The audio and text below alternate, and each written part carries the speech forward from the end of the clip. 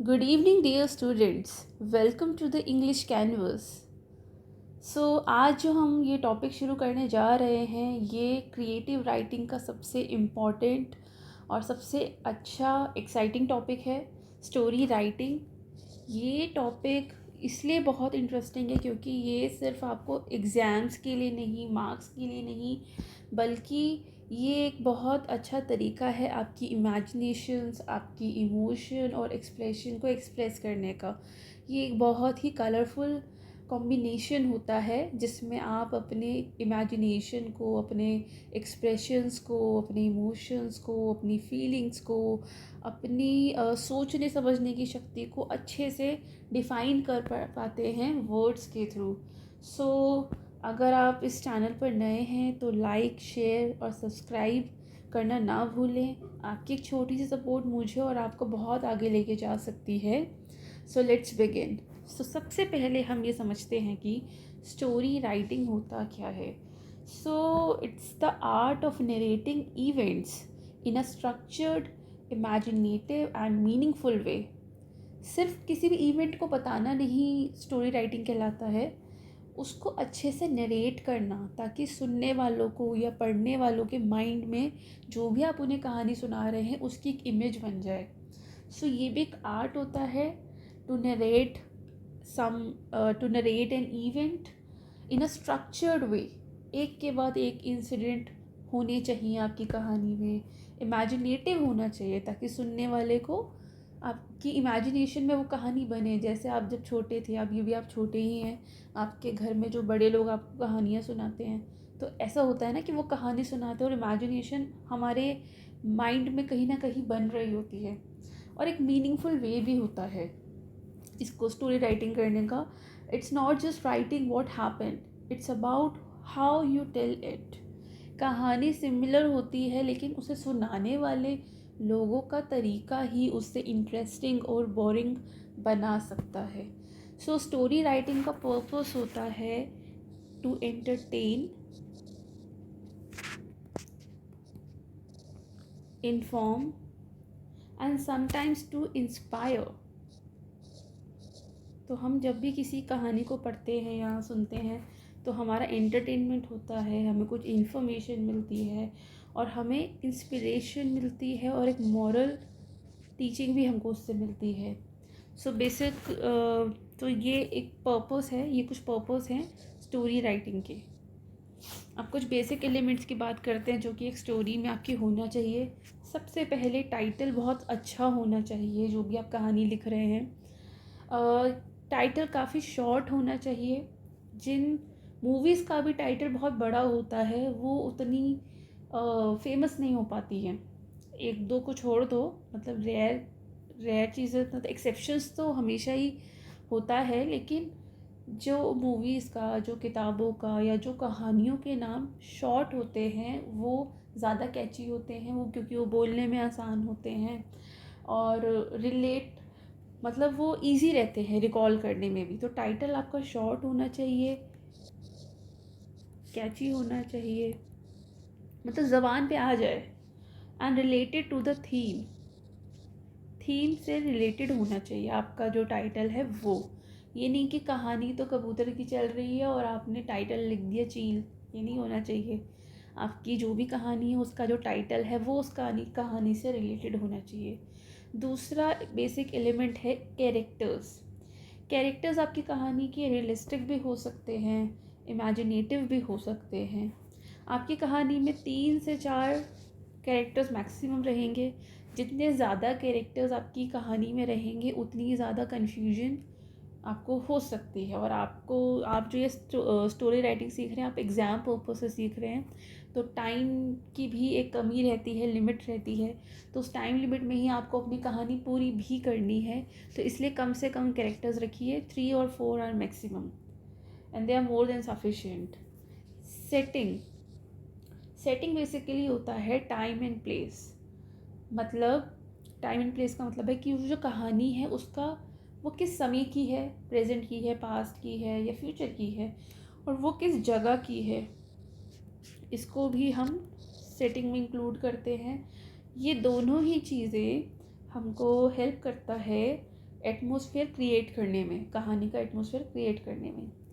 Fourth point है plot. Plot basically होता है अ सीरीज ऑफ इवेंट्स जिसमें आपकी बिगनिंग होती है, कॉन्फ्लिक्ट होता है, फिर क्लाइमेक्स होता है, फिर रेजोल्यूशन जिसको हम दी एंड भी बोल सकते हैं। तो बिगनिंग हो गई, फिर क्लाइमेक्स हो गया, फिर एंड हो गया। So this is plot, a series of event, एक के बाद एक चीज़ें होती हैं।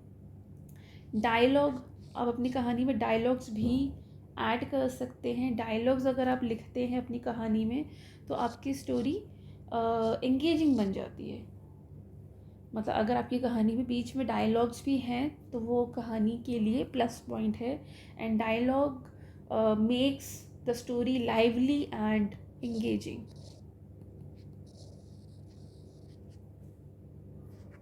सो कहानी को लाइवली बनाने के लिए और एंगेजिंग बनाने के लिए डायलॉग्स को ज़रूर ऐड करें।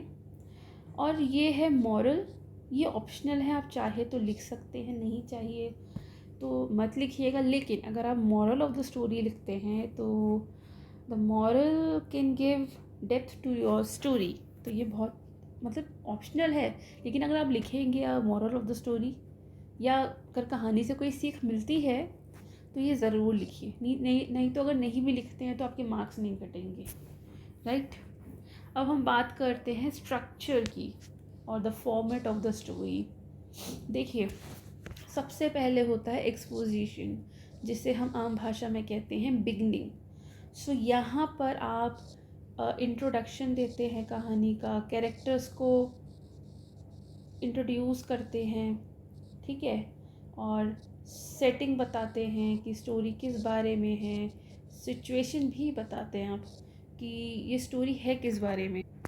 तो बिगनिंग में आपको इंट्रोडक्शन देना होता है कैरेक्टर्स का, सेटिंग का यानी कि टाइम एंड प्लेस का, और सिचुएशन का। जैसे कि आप शुरू करते हैं once upon a time there was a king, तो ये भी एक सेटिंग है, ये भी एक बिगनिंग है जिसमें आप कैरेक्टर को इंट्रोड्यूस कर रहे हैं। जैसे आप बोलिए it was a windy night and the sky looked strange, तो यहाँ पर हम सिचुएशन क्रिएट कर रहे हैं हमारी स्टोरी की। अब ये जो मैंने लाइन बोली, it was a windy night and the sky looked strange, तो थोड़ा सा आपके माइंड में बन जाता है कि आधी रात हो रही है, हवा तेज़ चल रही है और आसमान थोड़ा सा अजीब दिख रहा है, मतलब मौसम बहुत अजीब सा है, राइट। दूसरा होता है मिडल पार्ट। मिडल पार्ट में भी 3 पार्ट्स होते हैं। सो वो उसमें भी 3 पार्ट्स होते हैं, जैसे rising action, climax and falling action. So इस पार्ट में राइजिंग एक्शन में टेंशन बिल्ड होती है, इवेंट्स को शो अप करता है, चैलेंजेस आते हैं इसमें। सो ये मिडिल पार्ट बहुत इंपॉर्टेंट होता है। रियल जो प्रॉब्लम होती है या जो भी एक्शन होना होता है वो इसी पार्ट में होता है। फिर आता है climax. This is the most intense part of the story, right. So ये बहुत ही इम्पोर्टेंट होता है। इसी में ही जो भी कुछ जैसे ट्रुथ रिवील हो रहा है तो वो यहाँ होता है। उसके बाद फॉलिंग एक्शन है, सारी चीज़ें ऑलमोस्ट सॉल्व होने लगती है, और लास्ट है कंक्लूजन। इसमें बेसिकली रिजोल्यूशन होता है ऑफ द प्रॉब्लम। जो भी प्रॉब्लम यहाँ पर आई थी, मतलब यहाँ राइजिंग एक्शन में आई थी, उसका एक सोल्यूशन मिल जाता है, रिजोल्यूशन मिल जाता है। सो जो भी प्रॉब्लम यहाँ पर क्रिएट हुई थी उसका एक सोल्यूशन यहाँ मिल जाता है, इसलिए इसको हम कंक्लूजन कहते हैं। और लास्ट में जो मैंने ऑप्शनल बताया था, आप मॉरल भी लिख सकते हैं, राइट। सो कुछ टिप्स हैं जो आपकी स्टोरी राइटिंग को इंटरेस्टिंग बना सकते हैं। जैसे सबसे पहले यूज़ द पास्ट टेंस। वैसे भी कहानी तो पास्ट में हो चुकी होती है, चाहे इमेजिनेशन में ही सही, पास्ट में हो चुकी है, तो प्रेजेंट और फ्यूचर टेंस नहीं यूज़ होगा। And keep sequence logical. आप जो भी सीक्वेंस रख रहे हैं वो लॉजिकल रखिए, जैसे first then after that finally, इस तरह के वर्ड्स आप यूज़ कीजिए कि पहले ये हुआ, उसके बाद ये हुआ, उसके बाद ये हुआ और फाइनली फिर ये हुआ। आप कुछ पावरफुल वर्ड्स यूज़ कर सकते हैं, जैसे शिवर्ड, डार्टेड, गैस्प्ड, विस्पर्ड, और भी बहुत सारे हैं। और आप क्योंकि आप एग्ज़ाम पर्पज़ से स्टोरी राइटिंग सीख रहे हैं, और वैसे भी स्टोरी बोरिंग ना हो उसके लिए डोंट एक्सप्लेन एवरीथिंग। कुछ चीज़ों को आप इमेजिनेशन पर भी छोड़ दीजिए। कई बार तो ऑथर जो होता है, राइटर जो होता है, वो एंड भी ओपन एंडिंग छोड़ देता है कि रीडर्स अपने आप सोच। तो रीडर्स अपने आप सोचे उस एंड को, इमेजिनेशंस में सोचते रहें। तो सब चीज़ें एक्सप्लेन मत करिए, कुछ चीज़ों को रीडर्स की इमेजिनेशन पर छोड़ दीजिए। और इस तरह की चीज़ों को आप अवॉइड करिए, जैसे आई वोक अप, उसके बाद फिर मैंने ये किया वो किया, ये सब कहानी में ऐड मत करिए। And it was a dream endings, इस तरह की चीज़ों को मत लिखिए। ठीक है, तो आई थिंक ये जो मैंने आपको सारा समझाया है ये आपकी स्टोरी राइटिंग के लिए काफ़ी है। अब हम एक लाइव प्रैक्टिस शुरू करते हैं। चलिए, सो लाइव प्रैक्टिस में हमको पहले एक टॉपिक सोचना पड़ेगा। हम आप भी और मैं भी, हम सभी इस जो भी मैं टॉपिक आपको बताऊंगी उस पर हम सभी लिखेंगे। तो अपने अपने नोटबुक और पेन अपने पास रख लीजिए, क्योंकि हम हमेशा की तरह साथ साथ लाइव राइटिंग प्रैक्टिस करने जा रहे हैं। तो चलिए, कुछ बहुत ही इंटरेस्टिंग जॉनरा में स्टोरी लिखते हैं। मुझे मिस्टीरियस स्टोरीज़ बहुत पसंद है, तो उसके बारे में लिखते हैं। जैसे टॉपिक हो सकता है जैसे I found a mysterious old diary in my school library. तो ये प्रॉम्प्ट है। प्रॉम्प्ट ये है कि मुझे मेरे स्कूल की लाइब्रेरी में एक पुरानी डायरी मिली है जो काफ़ी मिस्टीरियस दिखती है। तो चलिए पहले इसके लिए एक टाइटल सोचते हैं। टाइटल होगा, तो मैंने ये टाइटल रखा है क्योंकि वो डायरी बहुत ही मिस्टीरियस है, तो मैंने लिख दिया टाइटल द सीक्रेट डायरी। इसकी जगह आप द मिस्टीरियस डायरी भी लिख सकते हो। या अगर आपको अभी समझ नहीं आ रहा है कि मुझे क्या टाइटल लिखना चाहिए, तो आप उसके लिए एक लाइन को ब्लैंक छोड़ दीजिए और अपनी कहानी पहले लिख लीजिए। हो सकता है कहानी लिखते समय आपको कुछ और भी अच्छा टाइटल दिख जाए। तो अभी हम कहानी लिखेंगे, और कहानी लिखते समय अगर आपके माइंड में इससे ज़्यादा अच्छा अगर कोई टाइटल आपको समझ में आता है तो कमेंट बॉक्स में मुझे ज़रूर बताइए। सो चलिए शुरू करते हैं हम diary story writing.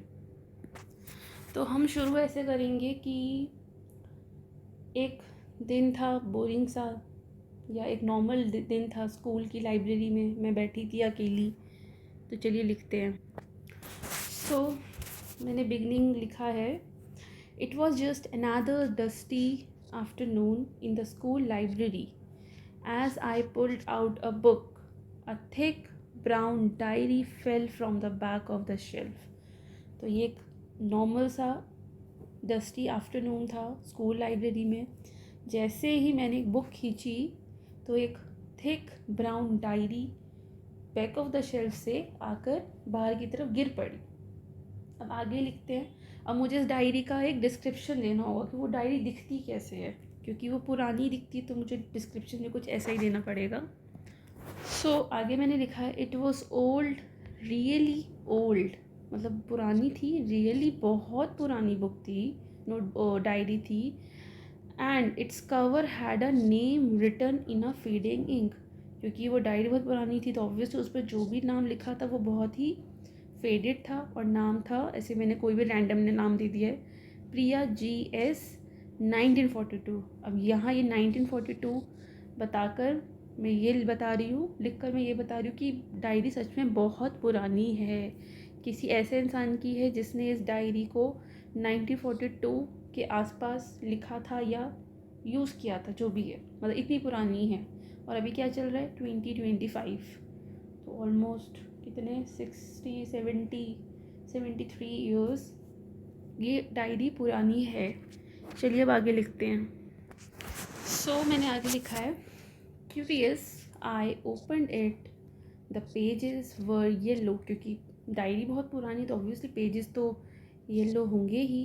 And the handwriting was beautiful but the shocking part, अब देखिए यहाँ पे थोड़ी मिस्ट्री बन जाएगी।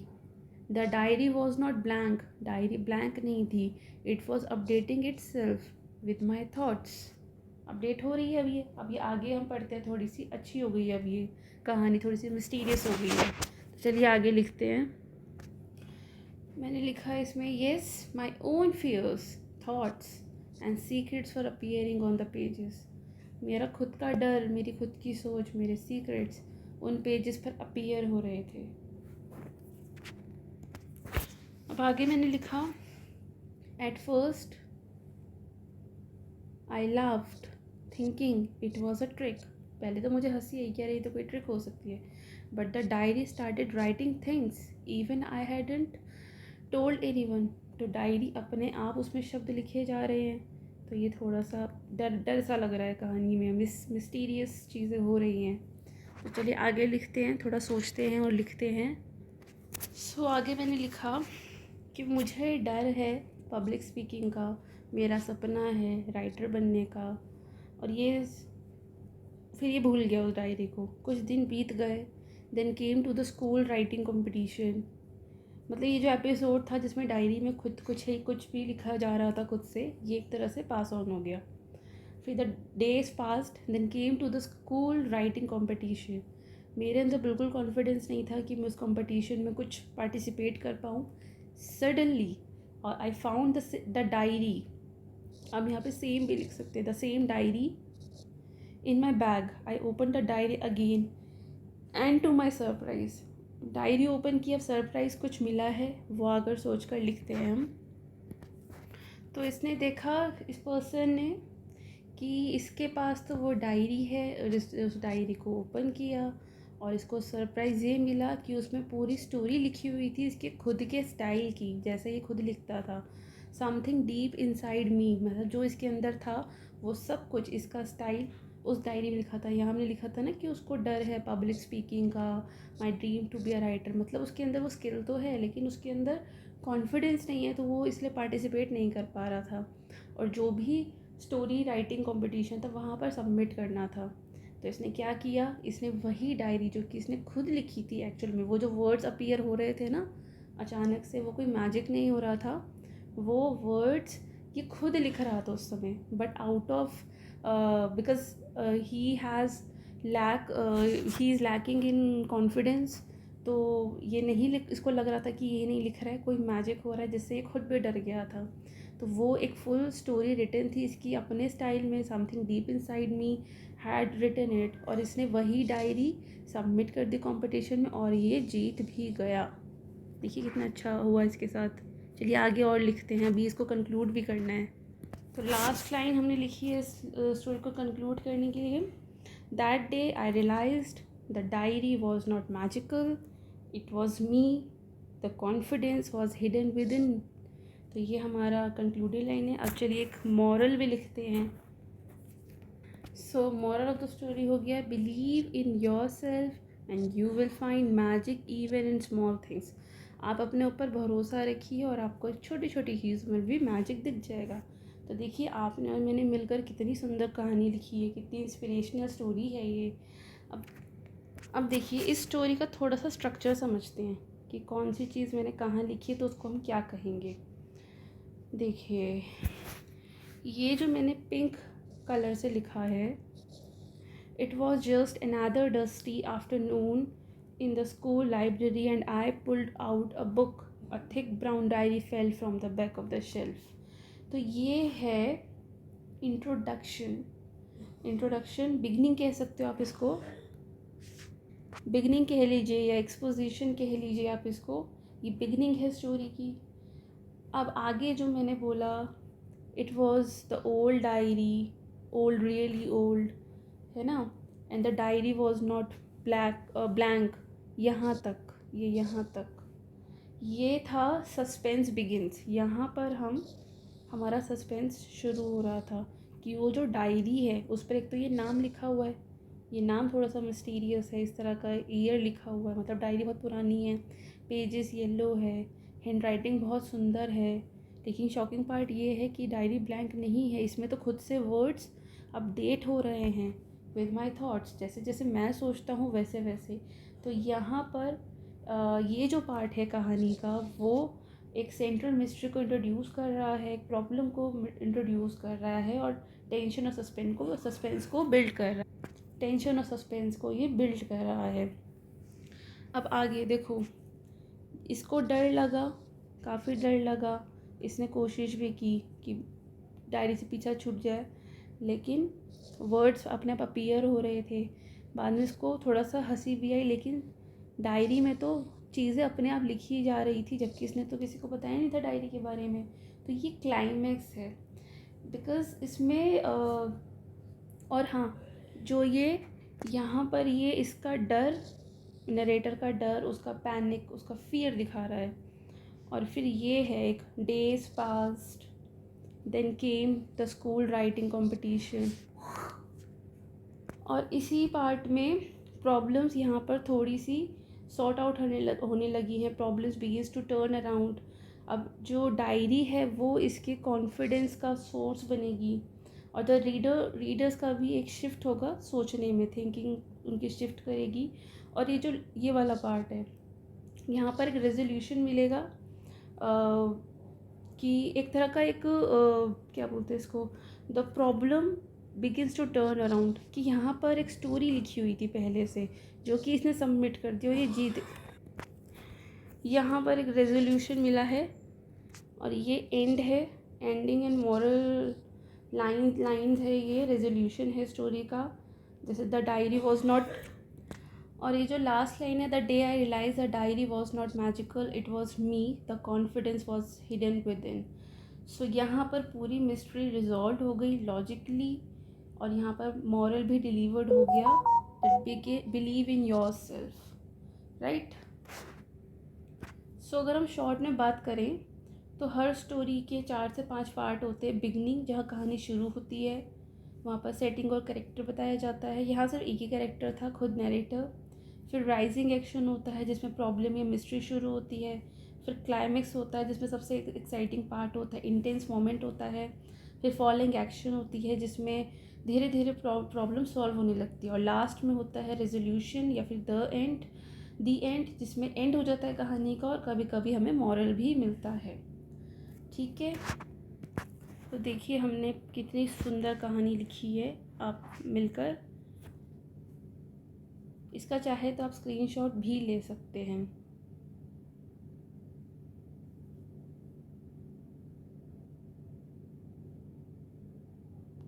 चलिए अब कुछ कॉमन मिस्टेक्स की हम बात करते हैं, जो अक्सर बच्चे करते हैं जब भी वो स्टोरी राइटिंग करते हैं। जैसे सबसे पहली चीज़ कि don't start abruptly without setting. ऐसे ही कहानी को नहीं शुरू करना है, कुछ सेटिंग, कुछ टाइम, कुछ प्लेस की बात हमें करनी है, ताकि रीडर्स को कहानी समझ में आए। And don't change tenses randomly. अगर आपको टेंस चेंज भी करना है तो रैंडमली मत कीजिए, मतलब कभी एकदम से पास्ट फिर प्रेजेंट फिर पास्ट में मत आइए, सीक्वेंस में कीजिए।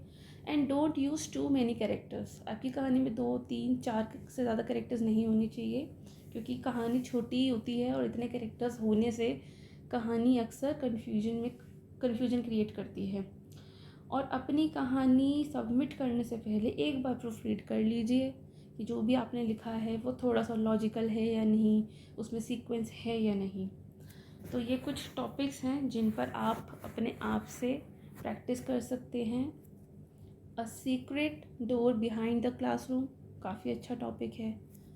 My first day on the moon, ये इमेजिनेटिव है पूरा, मून पे गए रहने, आपका फर्स्ट डे कैसा है, तो इमेजिनेशन में मतलब इमेजिन करिए कि कैसा हो सकता है, और लिखिए कहानी।